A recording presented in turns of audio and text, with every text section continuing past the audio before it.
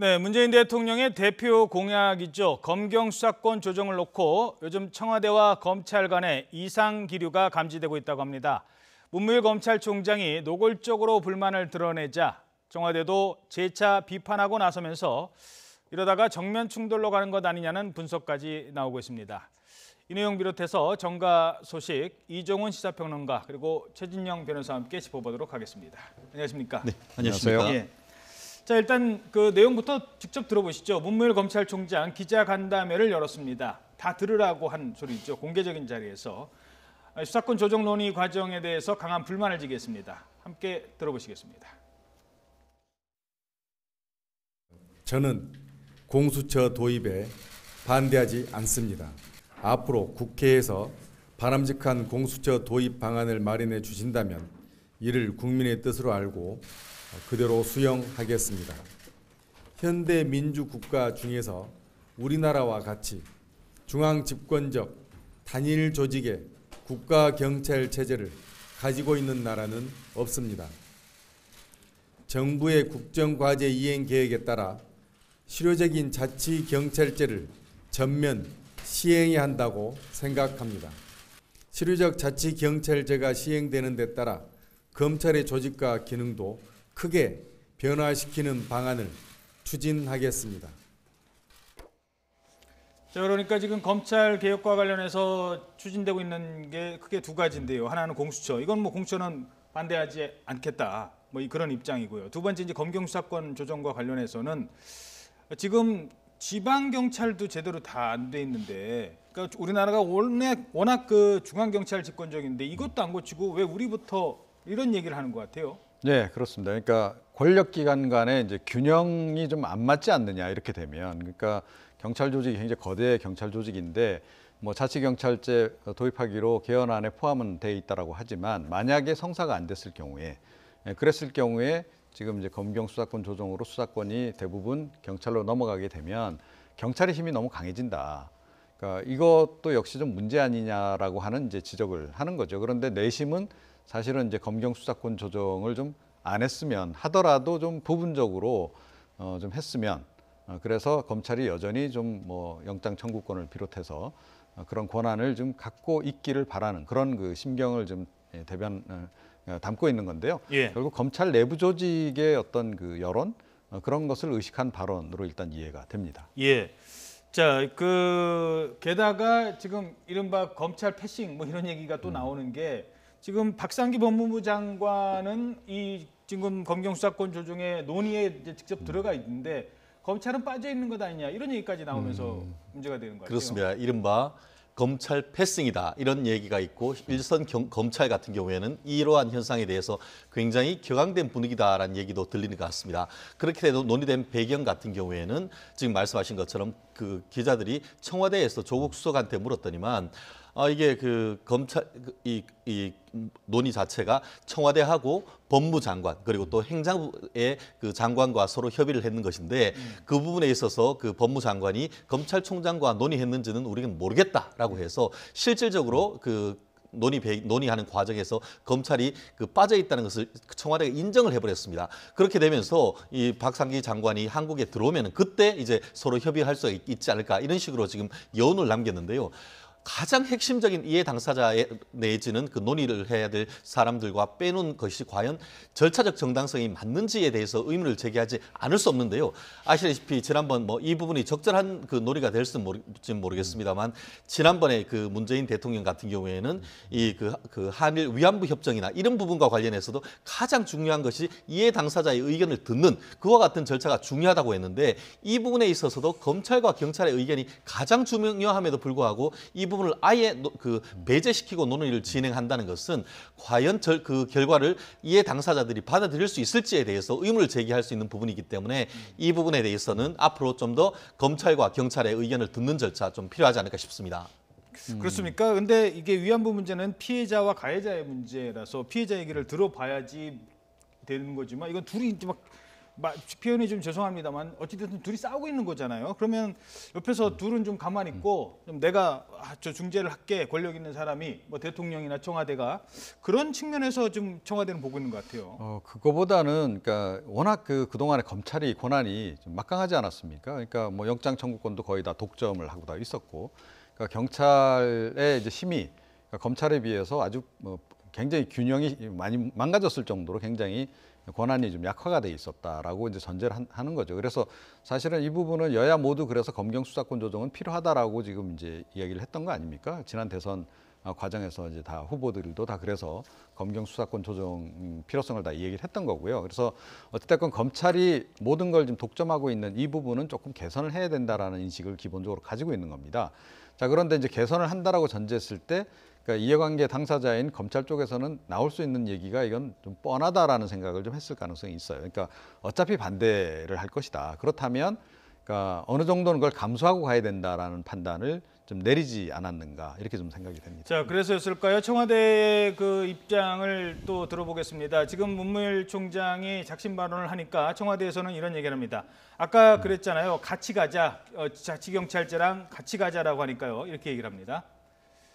자, 중앙경찰 기능을 거의 없애고 지방경찰의 권력을 넘겨주는 행태인 것 같은데 실현 가능성이 있는지 바람직한 것이 의문이고 일단 시간이 오래 걸릴 것이다. 다시 말해서 그 시간 이게 뭐 언제 다 이걸 다 한 다음에 그 다음에 또 하느냐 결국 시간 끌기 아니냐 이런 뉘앙스예요. 저는 이 부분에 있어서는 그 좀 비판적인 생각을 가지고 있습니다. 우리가 왜 검경 수사권을 논의를 하겠습니까? 그것이 중간의 목표는 검찰의 권한이 비대했기 때문에 이거를 조정하자라는 것은 가운데의 목표인 것이고 최종적으로는 뭐냐면은 기본적으로 정치 권력이 그 수사 권력을 제한해서 사실상 국민의 인권을 보호하자 그것이 궁극적인 목표가 아니겠습니까? 그렇다고 하면은 그런 어떤 그 개혁을 할 때 궁극적인 목표로서의 국민의 권익을 보호하고 인권을 보호하는 제도가 무엇인지를 고민을 해야 되는데 과연 이와 같이 그 검찰의 권한을 떡주듯 떼가지고 경찰에 주는 것이 과연 국민의 인권에 증진하느냐 이것을 생각을 해봐야 되지 않겠습니까?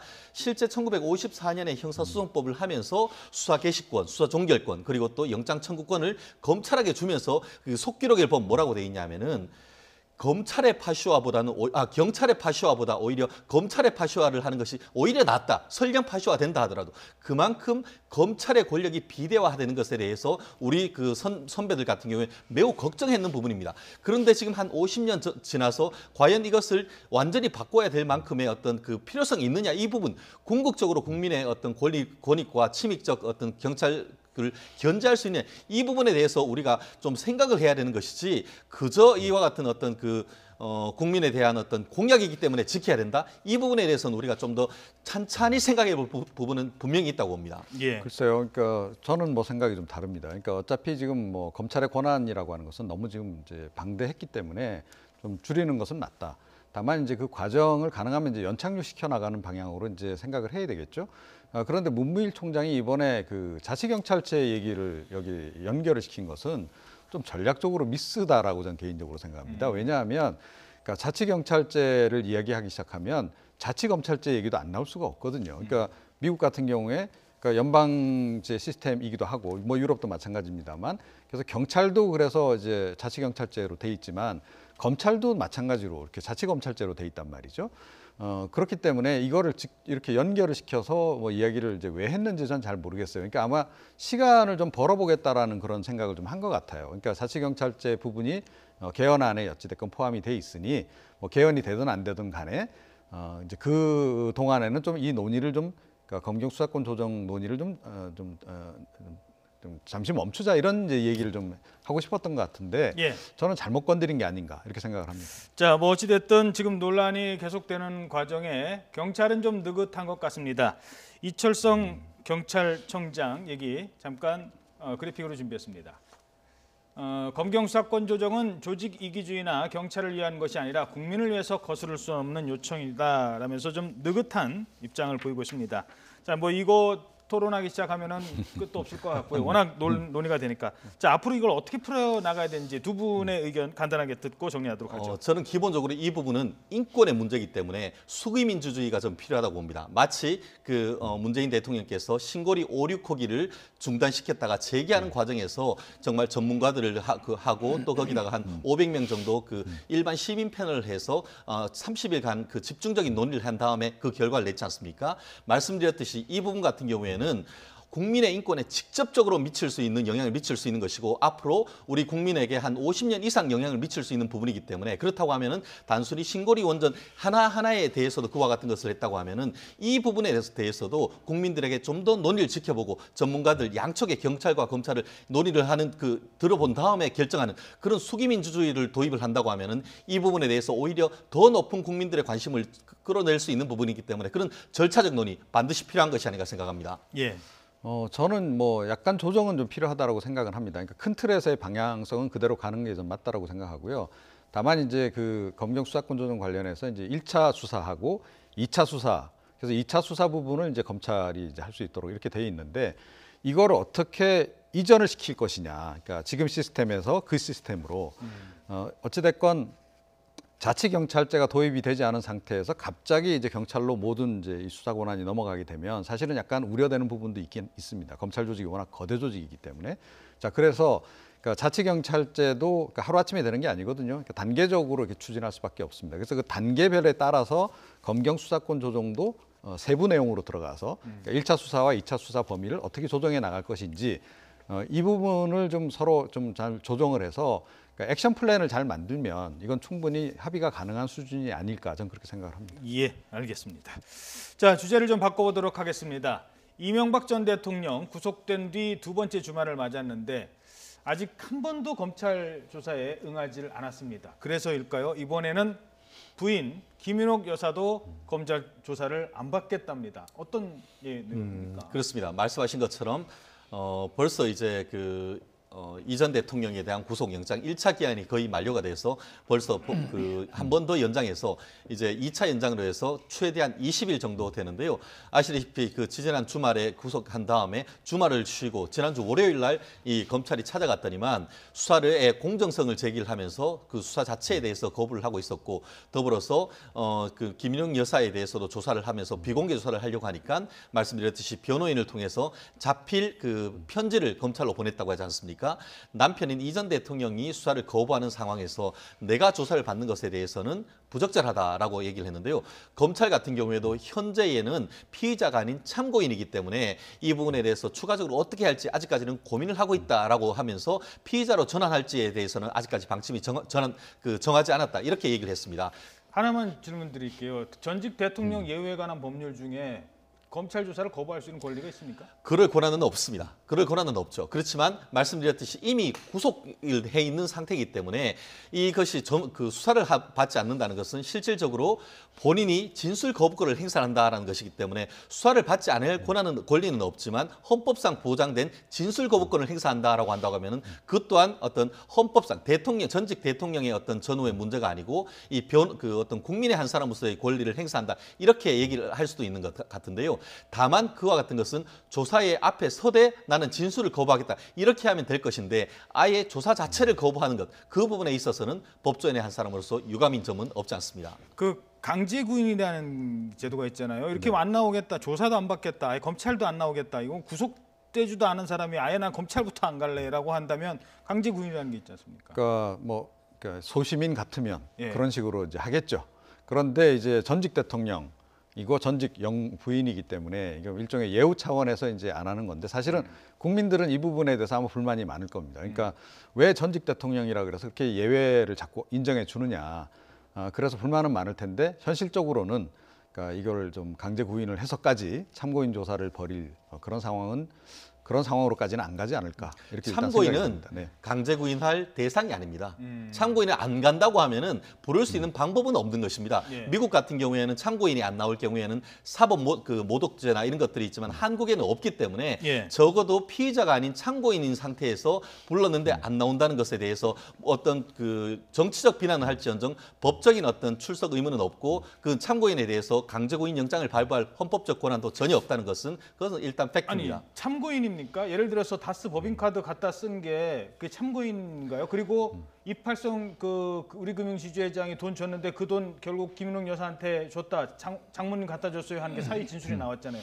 참고인입니까? 말씀드렸듯이 아직까지는 참고인이라고 검찰이 얘기를 하고 있습니다. 예. 경우에 따라서 수사하는 과정에서 어떤 피의자의 혐의가 닿다고 하면은 참고인에서 피의자로 전환해서 입건을 할 수가 있지만 아하. 적어도 아직까지 검찰에서 나오는 발표를 보면은 김윤옥 여사는 피의자가 아닌 참고인이기 때문에 그 부분에 있어서 조사를 강제를 할지 이 부분은 아직까지 방침이 결정되지 않았다라고 하는데요. 예. 많은 언론에서 봤을 때 지금 말씀하신 것처럼 이제 이팔성 그 전 우리 금융 지주회사의 회장으로부터 돈을 받은 1억 원을 받은 어떤 혐의나 이 부분은 어떤 뇌물과 관련된 부분이 있을 수 있기 때문에 검찰의 판단에 따라 그것이 피의자로 전환되고 그때는 나가지 않는다 하더라도 말씀하신 것처럼 강제 구인을 하거나 그때는 법적으로 강제 구인을 할 수 있는 절차가 진행되는데 적어도 아직까지는 아닌 것 같다는 말씀입니다. 예. 지금 그렇군요. 사실은 굉장히 중요한 부분을 이제 지적을 해주신 건데요. 그러니까 이게 사실은 그러니까 참고인 조사 형태로 이렇게 가게 된 것도 검찰이 이제 그 전직 영부인이기 때문에 예우 차원에서 사실은 그렇게 한 측면이 있거든요. 그래서 좀 더 확실한 그러니까 그 이제 어찌됐건 조사 과정에서 확실한 게 나오면 그때 뭐 또 어쨌든 신분을 이제 전환하더라도 그렇죠. 참고인으로 갔다가 피의자로 전환되는 경우도 경우가 있으니까요. 많지 않습니까? 이제 네. 그렇게 하려고 생각했던 것 같아요. 그런데 지금 이제 결국 이제 그런 제도의 상의 약간의 허점이라고도 볼 수 있는데 그걸 활용해서 일단은 이제 거부를 한 건데 이렇게 되면 국민 여론도 그렇고 검찰 내부의 기류도 좀 바뀔 수 있다. 그러니까 오히려 차라리 그렇다면 그냥 피고인으로 그냥 불러서 조사를 하자라는 쪽으로 전환될 수도 있겠다. 이렇게 다만 생각합니다. 법률적인 네. 측면은 이 부분은 어떤 정치적인 것을 넘어서 법률이기 때문에 제가 뭐 누구를 그렇죠. 두둔한다는 예, 것이 아니고 예. 말씀하셨듯이 김용 여사가 90년대 중반부터 2007년까지 다스 법인카드를 썼다고 한다 하더라도 그것은 이미 공소시효가 다 지났다고 볼 여지가 있습니다. 더불어서 이팔성 회장으로부터 받았다는 것도 그 당선 전후에 있기 때문에 그 또한 정치자금법으로 하면 공소시효가 다 지났다고 볼 여지가 사실 없진 않습니다. 그렇기 때문에 검찰로서도 그런 부분에 어떤 법을 적용할지 좀 고민이 되기 때문에 만약에 어떤 그 피의자로 공소시효 범위가 있다고 확신한다고 하면은 아마 검찰로서는 이미 피의자로 전환을 했을 가능성이 있습니다. 그렇기 때문에 검찰이 가진 어떤 그 기초 조사가 어느 정도 돼 있는지에 따라서 빠르다고 한다고 하면은 이번 주에 피의자로 조사할 여지도 있고 그렇게 된다고 하면은 지금 그 김윤옥 여사가 이렇게 그 출석 거부하는 것이 전체적으로 오히려 김윤옥 여사에게 불리하게 작용할 수도 있는 부분이기 때문에 김윤옥 여사 같은 경우에는 변호인의 도움을 받는 그런 상황이 아닌가 싶습니다. 그러니까 조금 더 예. 설명을 드리면, 그러니까 지금 그 국정원 특활비 지금 10만 달러 받은 부분은 현직이 있을 때 이루어진 일이고요. 그다음에 이팔성 전 회장으로부터 돈 받은 것도, 그러니까 그 연임 그 약간 청탁성으로 이제 그 명품백에 돈 넣어서 받은 것도 또 있거든요. 그것도 예. 현직일 때입니다. 그래서 현직일 때 받은 부분과 관련해서는 그 공소시효하고도 제가 알기로는 상관이 없는 걸 알고 있고, 그건 충분히 이건 뭐 피의자 신분으로 전환해서 조사를 할 수 있는 것으로 저는 알고 있습니다. 그 하나만 질문 드리죠. 만약에 이런 식이라면, 그러니까 남편이 조사 안 받겠다는데 부인이 받겠습니까? 그럼 아들 오라고 하면 아버지가 안 받겠다는데 아들이 받겠습니까? 측근 오라고 하면은 제가 모시던 분이 안 받겠다는데 제가 뭔 얘기를 하겠습니까? 검찰 조사 이거 어떻게 할까요? 그렇습니다. 말씀드렸듯이 전직 대통령 어떤 부부에 대한 예우를 하고 있는 것은 분명한 것 같습니다. 그렇지만 본질적으로 이 사건은 정치적인 사건을 넘어서 형사적인 사건입니다. 그렇기 때문에 형사적인 관점에서 검찰로서는 원칙대로 적용을 하면 된다라고 저는 봅니다. 그렇기 때문에 이명박 전 대통령에 대한 수사도 계속 하되, 다만 출석하지 않고 한다고 하면은 현실적으로 뭐 옛날처럼 뭐 고문을 하거나 그럴 수는 없기 때문에 결국 다른 어떤 사람들과 압수수색했는 물적 증거를 가지고 재판에 넘기고 실체적 진실은 재판에서 밝힐 수밖에 없는데요. 이와 같은 전략은 마치 예전에 한명숙 전 총리가 했는 전략과 똑같습니다. 예. 검찰에 대해서도 전혀 어떤 진술을 거부를 했었고 법원에 가서 어떤 승부를 봤었는데, 그렇기 때문에 아마 이명박 전 대통령도 검찰에 대해서는 진술을 거부를 하고 법정에서 어떤 실체적 진실을 가리겠다는 그와 같은 태도인 것 같은데, 문제는 이제 말씀드렸듯이 법원 그 국민의 시각으로 봤을 때는 저기 대통령인 사람이 법적 절차도 거부를 한다는 것이 이게 말이 되느냐 이런 부분이 있기 때문에 이명박 전 대통령 부부로서는 굉장히 여론의 압박을 받는 그런 상황이면은 틀림없는 것 같습니다. 예. 한명숙 전 총리는 어떻게 됐죠? 결국 대법원까지 가서 유죄 판결 났지 않습니까? 졌다는 사람도 오락가락했었던 사건이지만 결국 그렇습니다. 진술을 거부했다고 해서 그렇기 때문에 진술 거부를 한다고 하는 것이 어떤 전가의 보도가 될 수는 없다는 것이 제 취지인 것입니다. 예, 알겠습니다. 박근혜 전 대통령 이제 1심 선고가 나왔는데 구형 때 30년 나왔잖아요. 그럼 어떻게 지금 그 전문가들은 짚어볼까요? 어떻게 예상하십니까? 그러니까 구형이 이루어졌고 이제 선고가 이제 예. 이루어질 예정인 거죠. 그러니까 뭐 최순실 씨의 경우 보게 되면 25년 구형했는데 20년 선고가 1심 선고 나오지 않았습니까? 그렇게 준해서 본다면 30년 구형했으니 한 25년 정도 뭐 나오지 않을까? 뭐 이제 이런 얘기들도 좀 많이 있긴 하던데요. 그런데 이제 박근혜 전 대통령은 사실은 이제 최순실 씨는 민간인인 반면에 박근혜 전 대통령은 일단 공직자였기 때문에 훨씬 더 죄를 중하게 물어야 되는 그런 측면이 있고 또 이렇게 겹치지 않는 혐의 중에서 또 위중한 것들이 좀 있거든요. 그러니까 블랙리스트 건도 있고 예. 또 뭐 선거에 개입한 그런 것도 있고 또 추가로 지금 이제 국정원 특활비 또 수수한 것도 나오고 이랬단 말입니다. 그러니까 이게 고위공직자로서는 굉장히 부적절한 그런 것들이 좀 많이 드러나 있어서 그러니까 뭐 선고는 뭐 세 가지 가능성이 있죠. 그러니까 검찰이 요청한 대로 구형량대로 선고하는 것과 더 많이 선고하거나 덜 선고하거나 하는 건데 통상적인 예로 봐서는 덜 선고를 보통 해왔기 때문에 뭐 덜 선고하지 않을까. 그럼 25년 전후가 되지 않을까 이렇게 좀 관측들을 많이 하는 변호사님은 것 어떻게 보십니까? 그렇습니다. 이 부분은 일단 유무죄가 어떻게 날지 그리고 그 유죄라 했을 때의 형은 어떻게 될지 이 부분이 문제되는데요. 말씀하신 것처럼 그 최순실 씨와는 같은 재판부입니다. 만약에 그 박근혜 전 대통령이 재판을 거부하지 않았다고 하면은 지난번에 벌써 같이 재판을 선고가 됐었을 겁니다. 그런 점에서 봤을 때에 18개가 중에 한 13개가 최순실 씨와 겹쳤다고 하면은 적어도 13개에 대해서는 유죄가 나올 가능성이 매우 높죠. 예. 다만 아시다시피 이재용 전 그 삼성 부회장에 대해서도 뇌물과 관련했지만 이재용 부회장이 뇌물을 줬다는 부분에 대해서 많은 부분 무죄가 나왔었던 그런 부분이 있기 때문에 과연 이번에 뇌물을 받았다는 측면에서의 어떤 박근혜 전 대통령에 대한 죄책을 얼마나 인정을 할지 이 부분이 지금 항소심 1심 판결 선고의 요체가 될 것 같은데요. 어쨌든 간에 돈을 실질적으로 받았다는 최순실 씨에 대해서 징역 20년 정도가 나왔다는 점에 비춰봤을 때는 최소한 20년 내지 그보다 조금 더 높을 가능성이 있다. 이렇게 예측하는 것이 일반적인 태도인 것 같습니다. 다만 우리가 봤을 때에 형법에서 어떤 양형을 할 때는 이른바 행위불법과 결과불법 이렇게 얘기합니다. 무슨 말이냐 하면은 네. 행위는 한마디로 이재용 부회장을 만나서 돈 내놔라고 하는 행위는 그와 같은 것은 박근혜 전 대통령이 했지만 돈을 받은 것은 사실상 최순실 씨 측이 다 했는 것 아닙니까? 그래서 행위불법이라는 측면에서 봤을 때는 박근혜 전 대통령이 불법이 높은 반면에 결과불법, 돈을 받은 것에 대한 불법을 봤을 때는 최순실 씨가 더 무거운 것은 확실합니다. 그렇기 때문에 이와 같은 둘 중에 재판부가 어느 쪽에 더 경중을 둘 것인지가 문제가 되는데 전체적으로 어떤 법조인의 양형 감각을 봤을 때는 대통령이란 직의 무게 이런 점에서 좀 더 가중을 뒀을 땐 설령 박근혜 전 대통령이 돈을 직접 받지 않다 하더라도 전체적인 것을 다 장악하고 있다는 측면에서는 전체적으로 최순실 씨보다는 오히려 조금 더 높은 양형이 있지 않을까 하는 것이 중론이 아닌가 생각합니다. 예. 한 가지만 더 짚고 넘어가죠. 그 항소는 할 것으로 보이시죠? 어떻게 보십니까? 참 이 부분이 재판을 거부하는 사람이 항소를 한다? 아마 박근혜 전 대통령이 겪을 수 있는 모순된 상황이 될 수밖에 없는 그런 상황입니다. 그런 점이 있네요. 그렇기 때문에 결국 지난번 같은 그와 같은 상황 속에서 어떻게 할 것인가 했을 때 결국 그 상황 속이라고 한다고 하면은 변호인들이 판단을 해서 계속 무죄를 주장했는데 유죄가 나올 경우에는 변호인들이 일단 그 판결 선고일로부터 7일 이내에 항소할 가능성이 있지 않을까 싶은데요. 근데 말씀 중에 죄송한데 1심 재판부는 내가 못 믿겠다. 그래서 지금 안 한 거고 그럴 수도 2심 가서 있죠. 다시 해야 그렇습니다. 마치 이재용 부회장에 대해서도 1심에 유죄 났지만 항소심에서 많은 부분 유죄가 있듯이 그런 취지에서 1심은 못 믿겠지만 항소심에서는 한번 믿어보겠다라고 하면서 박근혜 전 대통령이 자필로 어떤 항소 의사를 밝힐 여지도 없진 않는데요. 말씀드렸듯이 재판 자체를 믿을 수 없다라고 보이콧했기 때문에 그 가능성보다는 변호인을 통해서 항소할 가능성 그게 더 높지 않을까 생각합니다. 예. 어떻게 보십니까? 박근혜 전 대통령의 재판 진행 과정 앞으로 계속 항소하고 또 법원까지 계속 갈 것 그리고 그 안에 뭐 혹시라도 뭐 불구속 재판을 받을 수 있는 기회를 노려본다든가 그럴 수도 있나요? 어떻게 보십니까? 글쎄요. 그러니까 저는 뭐 잘 모르겠습니다. 박근혜 전 대통령이 요즘 무슨 생각을 하고 있는지가 잘 사실은 가늠이 안 돼요. 왜냐하면 국선 변호사도 계속 좀 접견을 거부를 하고 있었단 말이죠.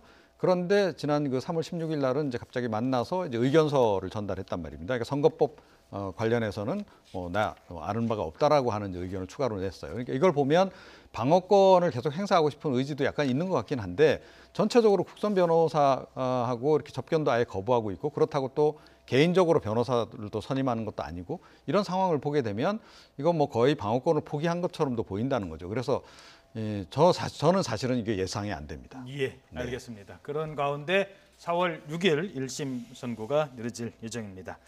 사실 이 정치권 얘기, 지방선거 얘기로 하려고 했는데 시간 관계상 오늘 여기까지 듣도록 하겠습니다. 하나만 제가 전해드리죠. 안철수 전 대표가 4월 4일 날 수요일이죠. 서울시장 출마를 공식 선언한다는 소식이 조금 전에 약 1시간 전에 긴급 뉴스로 들어왔습니다. 그 뉴스를 그것만 전해드리고 이어지는 시간에 분석은 하도록 하겠습니다. 이종훈 시사평론가, 최진영 변호사였습니다. 두 분 고맙습니다.